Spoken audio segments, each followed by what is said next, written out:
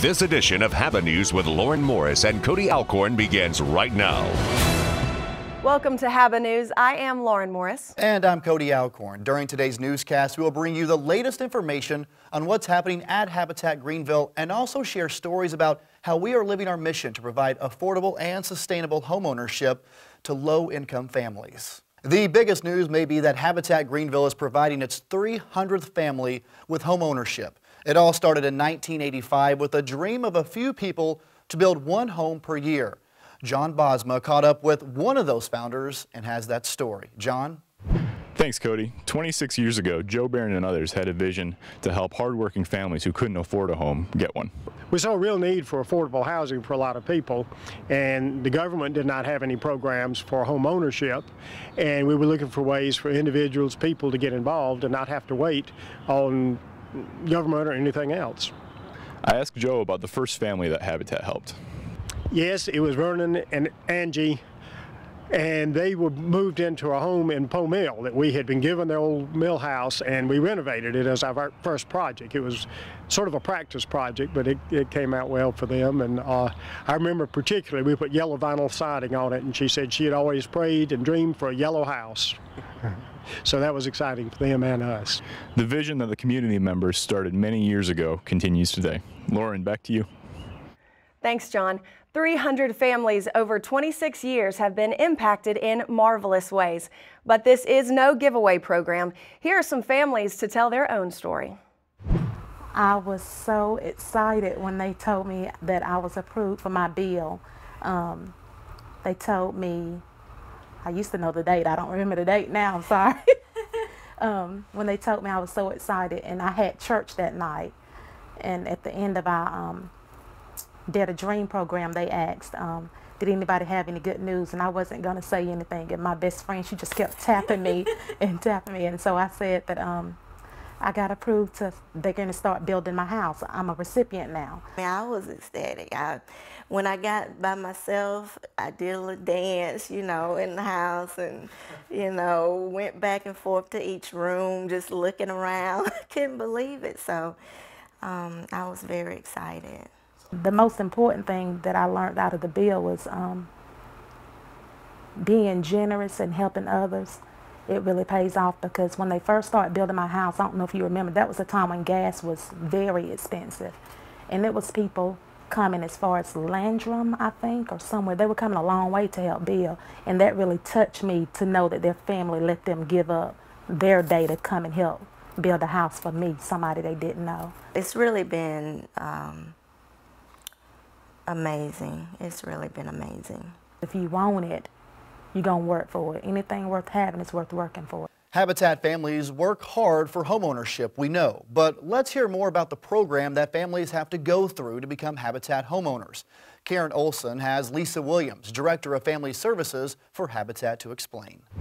Thanks, Cody. I sat down with Lisa because I wanted to know how a family can partner with Habitat to get a home. First step is the pre-qualifying, and all I'm looking at is whether or not your income meets the AMI requirements of that 30 to 60% based on the size of your family. Once that's done, then they get invited to an application meeting, and at the application meeting they get to fill out the complete application. We look at length of employment, landlord verifications, just basically some things to make sure that they're going to be successful with our program. And then once they get through that process, then we bring them in for an interview. We review their credit reports, see whether or not that their debt to income ratio is adequate. But we also put them on assignment for 30 days, and that's part of the willingness to partner. If they abide by those conditions and come back in, then they're ready to be presented to Family Selection Committee. When you think about the payment on a 3-bedroom, 2-bath home, you might expect the payment to be high for these families, but as Lisa explains it, it's very reasonable. $350 is our average principal for our families, and as we know in South Carolina, for a 3-bedroom apartment, it's like over $800. So for a family to be committed to a 3-bedroom home, 2 bathrooms for $350, that's 25 years that will never change. Where else can someone making a minimum of $12,200 can go and actually become a homeowner? We provide that opportunity for families who other people, other banks and mortgage companies just would not look at. Our families work very hard in our program, and it's definitely not a gift to them. The gift would be them becoming homeowners, but the process is hard. It's a long process, and just keeping them engaged in the program is sometimes a difficult thing to do, but they're committed to the process and they do very well with it. As you can see, it's not easy to get a home, but it is a worthwhile investment of time, money, and of course sweat. Lauren, back to you. I know you're wondering, how does a house get built? So let's talk to the folks who build the houses. Emily Haggerty was recently on the build site of Habitat's 300th home and filed this report. Emily? We're here today at Habitat for Humanity's 300th house in Greenville County. We're here to ask Ben Dellinger, the construction superintendent, how it's done. Basically, we've started with a vacant lot. The dirt and the trees and shrubs and the just weeds and overgrowth was on the property, and we got out here with bulldozers and we started moving the earth, and then we began digging in the footings for the foundation. And then we built our foundation. Then we've proceeded with the house is a slab house, so we have underground plumbing in place now, and now the slab is poured. And now we have volunteers out, and we're beginning to erect the walls and create the vacant lot and turning it into a home. A critical part of any Habitat build is the volunteers. I caught up with Angel Lowe from Greenville Hospital System about why GHS wanted to be involved. We wanted to do something to give back to the community. That was the biggest goal on our part. And eventually what had happened is GHS turned 100, which seemed like the most opportune time for us to take part in this venture. Everybody at GHS says they want to give back to Greenville County, and that's exactly what we're trying to do. Passion is a trademark of Habitat.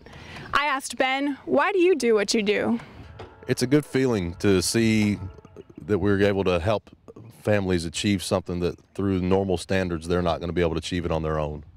And it's just a good feeling. I've been in construction work for many years, and this is just a great fit for me personally. I enjoy working with different groups of people, and I really just enjoy the good feeling that I have knowing that I'm making changes in people's lives. So if you've ever wondered how a Habitat house was built, now you know. Back to you. There is no doubt that the community supports Habitat to make homeownership and its benefits possible for low-income families. But the Greenville community benefits too. For instance, Habitat homeowners paid $130,000 in property tax in 2011. Jay Morgan caught up with two community leaders who have seen the impact Habitat makes for all our neighbors. Jay? Cody, I recently caught up with Valdry Fleming, the executive director of the West Greenville Community Neighborhood Association, and asked him about the impact that Habitat for Humanity had on local neighborhoods. When you consider the fact that this was one of the special emphasis neighborhood, one of the largest special emphasis neighborhood that consists of all of the ills that you can think of, social ills that is, drugs, alcohol, prostitution, the whole 9 yards. When you consider that and then you look at this area now, you can see the impact that Habitat had, because Habitat was one of the major players initially to come in and build quite a number of houses. So they kind of helped to jumpstart the rehabilitation, the revitalization of this particular area. Martin Livingston, the executive director of GCRA, had these thoughts on Habitat for Humanity. Well, GCRA has been working with Habitat for many years, since probably the early 1990s when Habitat became a CHODO, which is a community housing development organization for GCRA. And since then, Habitat has worked with Greenville County Redevelopment Authority throughout in several neighborhoods. Most recently, I think the biggest impact that Habitat has had is in the Travelers Gate area.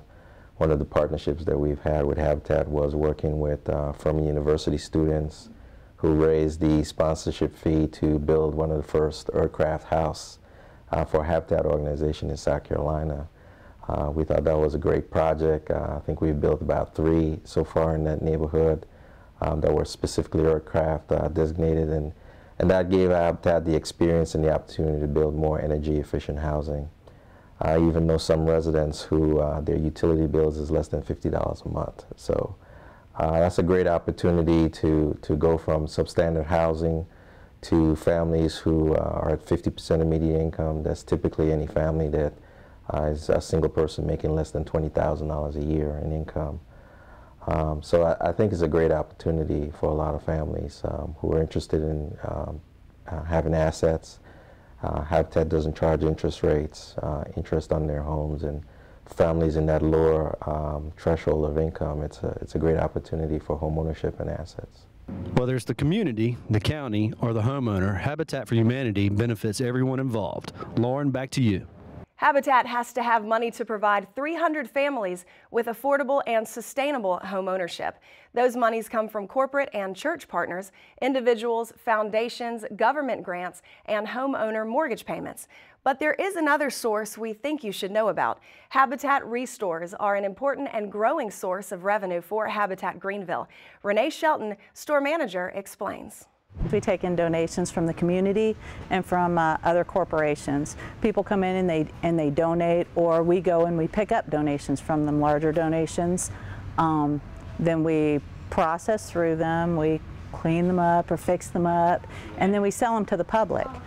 What happens with those funds is that it goes towards the Habitat builds, which is what we're so excited about here at Restore.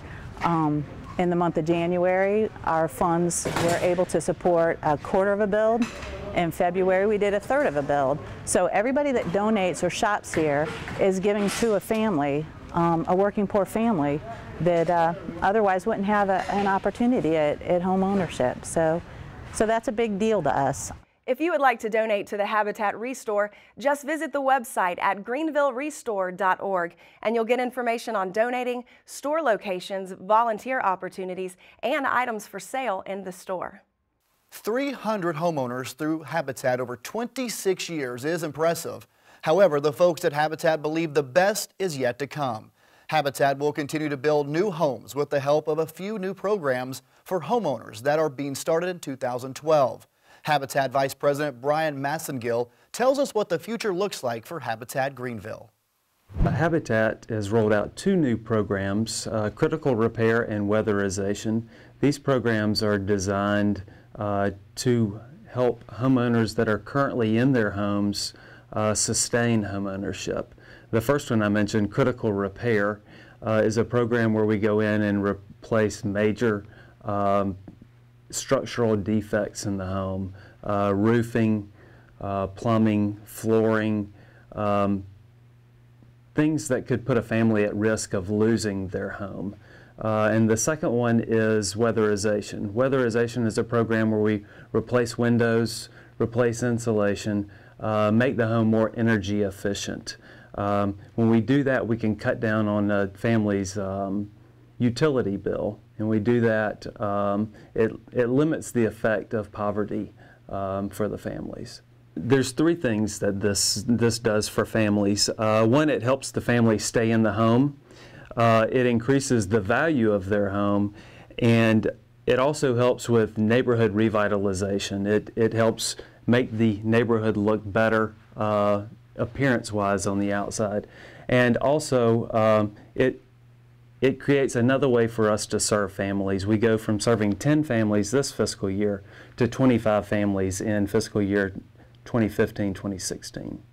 1985 to 2012, 300 families with home ownership, future expansion of programs, and all this to offer low-income families the opportunity to become homeowners and overcome the impact that low income has on their family and break the cycle of poverty. It has been a great 26 years, but it sounds like the future is even brighter for Habitat. We invite you to join in this future by investing your time, your talent, and your treasures in Habitat. Swing a hammer, volunteer at the Restore, or in our family services team. Donate your usable items to the Restore, give financially, or get your church or company involved as a partner. Please follow us on our website, www.habitatgreenville.org. From the people at HabiNews, we say thank you, Greenville. You made it all possible. 300 families. Now let's reach for 300 more. Have a great day, everyone.